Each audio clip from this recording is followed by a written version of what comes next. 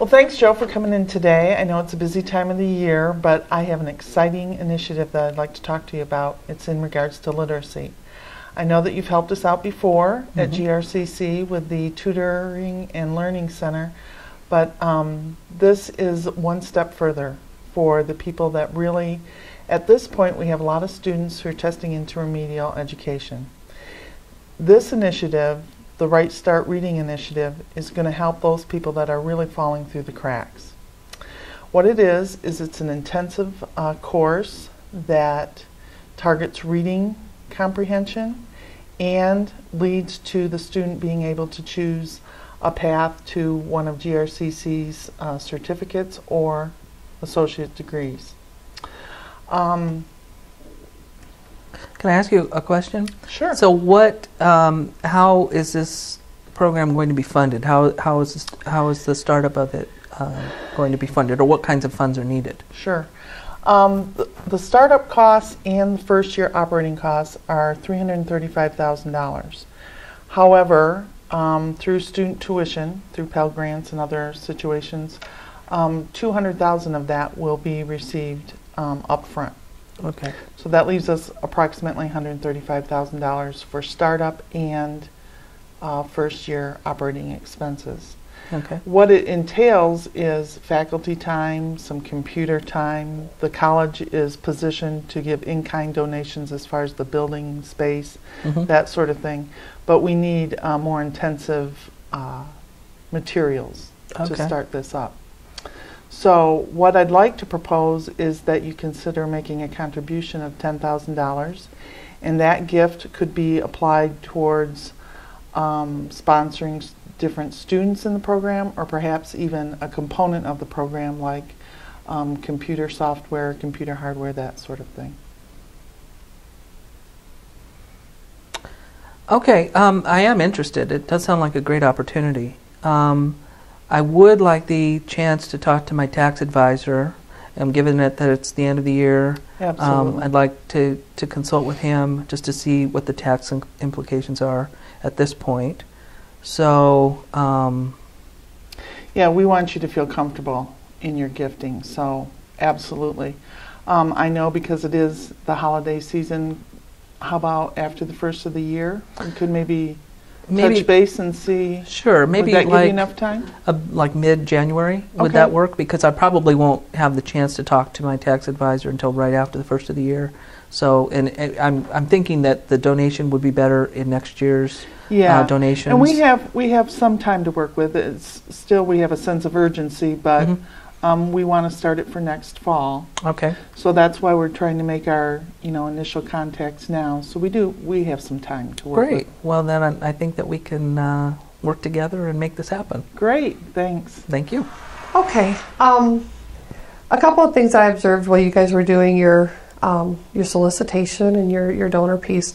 One, you did a really good job of explaining the program, the benefits of the program. You hit on the cost and what the college is going to do as far as in-kind and other donations. What I really liked about your interaction was that you did interact. It wasn't just one question. Joe asked a question of you, you responded. And especially toward the end, you could tell that you were very comfortable because there was a lot of dialogue back and forth. So those are things that I think you guys did really well. I think it was very concise, to the point, and the sense of urgency was there. Thanks. Welcome. I didn't think, I don't know if I'm supposed to help you out. That works for me. I had like those initial statistics I was going to show or talk about. I don't know if I really brought that out. I kind of just jumped to the, we could use your money. Yeah, when originally I had written down good use of statistics when you first started, and then when you really got into it, I kind of crossed the statistics off. And talked more and wrote down that you really highlighted the benefits. So I think that even though you didn't necessarily talk about the statistics, I think you still covered everything so that Joe understood the importance of it. Yeah, I think part of it is, too, that you kind of think on your toes with it. And because you kind of already knew that I was leaning in that direction, right, you didn't feel the need to keep throwing things at me. Right. You know. That's And because you'd already heard it from the president, so you didn't necessarily need all the statistics again. So I thought Okay. that was fine. okay. Great. Okay. How are you, Cindy? I'm great, thanks. Thank you for taking time to meet with me today. Sure. As an alumni of Ferris, especially an alumni in our health science programs, we have a new initiative that I think is going to be very exciting for you. Okay. So I'd like to share that with you. I know that you heard our president speak about this initiative. And what we're really hoping to do is to start building more opportunities for service learning into our health science programs. By doing that, we're able to provide healthcare services to individuals who might not otherwise have those services. So if you think about a small child who maybe has never seen a dentist and has really bad teeth because he hasn't had that opportunity, we have health science students in our dental program who could provide cleanings as a part of their service learning. Or if you consider an elderly lady who maybe needs diabetes checks or blood pressure checks, and has not had the opportunity to have those done because she doesn't have insurance, our nursing students could go and provide those type of checkups for them.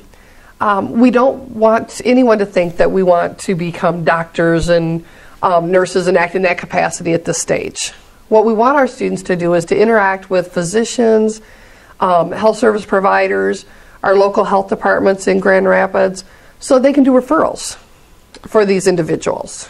Okay, so how would the students make those referrals? I mean, how are they going to get there? How are they going to, refer off? I guess one of my concerns is just the liability of the students. They have to have somebody overseeing that care. Yep, that's a great question.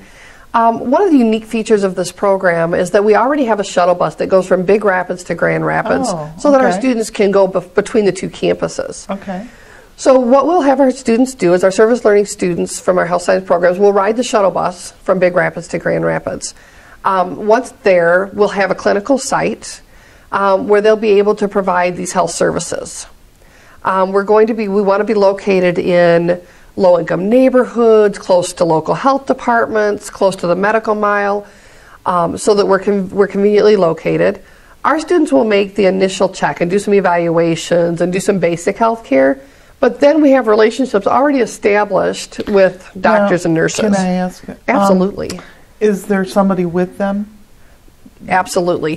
One of the commitments that Ferris has made to this program or this initiative is to have our faculty use this as a clinical rotation for our students. Okay. So they'll be supervised at all times by their instructors in their programs. Okay. As you know, Ferris has 15 health science programs, and we are very career-oriented. We also have extension sites all across the state, including Grand Rapids. So we're able to develop those relationships.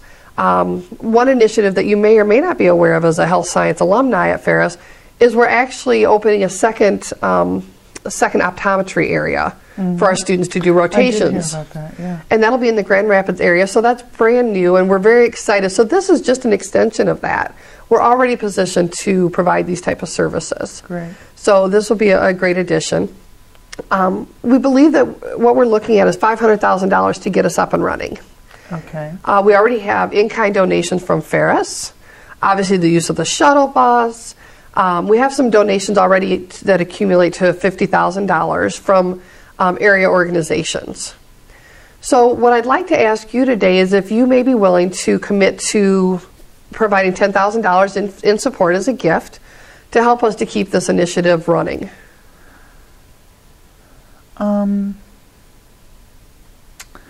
Well, I have some other commitments at this point. Is there any possibility of a lesser amount or maybe over a period of time? Or Absolutely. A couple of things that we could look at. Obviously, we know that you do have other commitments as a health science professional. If you're not able to do a $10,000 gift, any gift, of course, would be very appreciated. The other thing that we'd like to offer to you is the opportunity to volunteer as a health professional. I see. As a part of this initiative. Sure. We can also do delayed gifting. So if $10,000 is something you're interested in, but just not right now, perhaps in a year, we can set that up as a delayed gift for you as well. I think that I would feel comfortable with. I think Okay. that'd be That would be wonderful. So because right now is such a busy time of year, do you think we could get together after the first of the year? sure. Okay, so I'll give you a call and we'll set up a time to get together and talk and have some coffee and see what we can come up with. Great. Great. Thanks, Thanks. Cindy. I think you did really well. I was really impressed with how, you know, you seem to just have all of the details of the program available at your disposal, and it seemed very natural to you to explain. You guys had a really nice dialogue going. It wasn't a one-way communication. You know, you communicated really well together. And what I loved was that you were really ready when she said, I'm not sure about the $10,000 gift, not only to say, well, we have other options in terms of giving financially, but also in terms of giving, of her time, which was fantastic. So I only have positive things to say. I can't think of anything. Was there things that you felt like you could have done better? I just wasn't, I think I always struggle to make sure that I'm trying to hit all the points. Like, was I urgent enough? Was I... Oh, I think you were, and it was good that you included personal stories, which I think always makes it much more effective. So I felt very comfortable. It was a good dialogue. Yeah. I mean, it was. Yeah, I and think that was it was really real that really came through. in that sense. It so, came through yeah. that the conversation felt comfortable and at ease. And I think so. in a real situation, you would have to just think talk. on your feet, like you said, Right. and not try to memorize all the points because Absolutely. you're going to Yeah. forget something Yeah. or something's not More- going to be applicable. More to that about the person. spirit of what you're saying than the words that, Yeah. the words will come if you believe in the cause and you're passionate about it. Or like And- we've learned in class, it's about the relationship. Yeah. Right. Yeah. Okay. Well, great job. All Great, right. thanks. Well, good morning, Dee Dee. I'm really glad we had the opportunity to sit down and have a conversation. I've been wanting to do this for a while with you. I know that you had the opportunity to hear our president speak last week about the new initiative that we're planning at GRCC called the Right Start Reading Initiative. I was very excited to hear that presentation. I'm glad to hear that because I'm excited about it as well. There's a lot of buzz going on around campus about it. As an educator, and I know this is something that's kind of that you're interested in anyway because of your involvement with first-generation, low-income Michigan adults. And at GRCC, that we're passionate about helping students get to a level where they can get employment and they can have productive, satisfied lives. But we realize that there's a certain segment of our student body that are falling through the cracks. That, we have more and more students entering the college at a remedial level, but even beyond that, there's a certain segment that we don't have the resources to help. And so we're having to send them away. And to us, that's not acceptable. So this initiative is meant to fill that gap. Now, can I ask you, Joe, Sure. what is it about GRCC? What qualifications do you feel like GRCC has to provide this as a resource rather than a community agency? That's a great question, because there are community agencies out there that offer literacy services to adults. However, what we're finding is that the need is so great. At this point, 1 in 3 Michigan adults does not have sufficient literacy skills to successfully go out and get a job to support their family. Each time I hear those statistics, those It's are staggering. crazy. It's absolutely staggering, and even as an educator, it's shocking to me. And so what's happening is we're sending them out into the community to get these services, and there's not enough resources out there for them.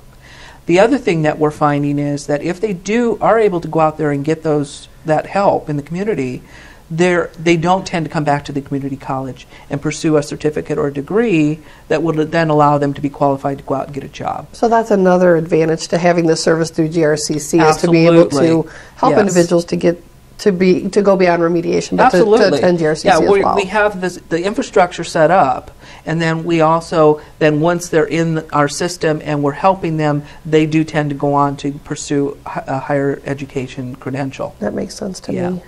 So I really would like to extend the opportunity to you today to participate in this. I think that it's a great opportunity for us to not only help Grand Rapids and GRCC, but act as a model for other community colleges nationally. And what I would like to do is ask you for a donation of $10,000 to help with our startup costs. And there's a lot of ways that we need the money at this point. We will need funding to set up like software and supplies, so your $10,000 donation could assist with that, or it would actually help to sponsor several students within the program itself. You know, I'm very, very interested. What I'd like to do is I do have some other commitments from a giving perspective that I need to check on and see where I can fit this in. Absolutely. But I'm certainly interested in being a part of this really innovative initiative. Well, good. Can I arrange then to meet with you perhaps after the first of the year? I know it's a busy time, and we can talk about this further. I think if we meet in January, that would be perfect. That gives us all time to get past Absolutely. the holidays and all the crazy stuff. I know. It's crazy for me too. I'm trying to get my Christmas shopping done. So. Oh, me too. So yeah, if we could meet after, once we get past the first of the year, yeah, I think we could definitely come to some agreement and be able to help each other out. That sounds great. I'll give you a call after the first, and we'll arrange to sit down and have some coffee and see where we're at then. I appreciate it. Thanks, okay, Joe. Thank you. Well, I too only have good things to say. I thought you guys were very conversational. I mean, you seemed at ease. I think you put you made very good points at the sense of urgency, and I just thought it was a really good. I was like, okay, she's going to get her checkbook out and she's going to write the check. I mean, it just seemed real natural to me. So I thought both of you did a really good job. I'm glad to hear that, because it's funny when you are in a situation like that and you're trying to think on your toes, it almost becomes a blur. I don't even remember what I said. You almost forget what you've said and if you've covered all the points. Absolutely. Right. Because what I was doing, which is I would guess is what we're supposed to do, is looking at you for that feedback. Are you getting it? And then which direction do I need to go based upon what you're getting and what you're not getting? And because that prompts you to add a little more information. Absolutely. And the question that you ask helped me go in a certain direction and that sort of thing. So, yeah. And I think that you did a really good job at that, because otherwise, when we had first talked, we talked more about the statistics and about, the components of the program, which you really didn't get into. But she was true. I forgot that I totally left that out. She was giving back to say, oh yeah, I heard the presentation. I'm really interested in it. I'm on board. So I think it would have been unnatural. It was much more than about that. Yeah, right. That's true. I didn't feel the need to put that in because I felt like it was much more about selling her on the need and the idea of it than the specifics of the program, because she already knew that. Right. And I think it was different once we started actually doing our role play. It became more of a conversation, and when we were practicing, it was stiffer. Right. Yes. It was more formal, and okay, did I hit all the points? And especially if this is, we're all friends, but if you've really cultivated that friendship with someone, it really is going to be sitting down saying, okay, here's where we're at today. Absolutely. It's not going to be this staged I thought it went well. production. Right. That was good.